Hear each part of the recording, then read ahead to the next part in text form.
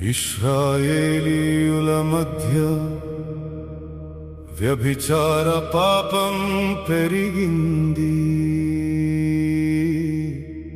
దేవుని మాట విడిచిపెట్టి ప్రజలు పాపంలో పడిపోయారు.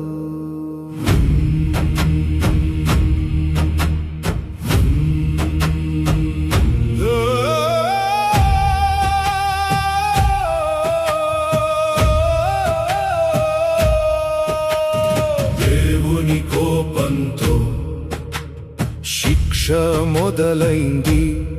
ప్రజలు చనిపోతుండగా నేను మౌనంగా నిలబడలేదు. ఒక ఇట చేతిలో పట్టుకుని పాపాన్ని ఆపడానికి వెళ్ళాను. ఆ రోజు తరువాత ఆ శిక్ష ఆగిపోయింది. అహరోను వంశంలో పుట్టాను, దేవుని కోసం మండిపోయాను, నిత్య నిబంధన పొందాను. నేను ఎవరు?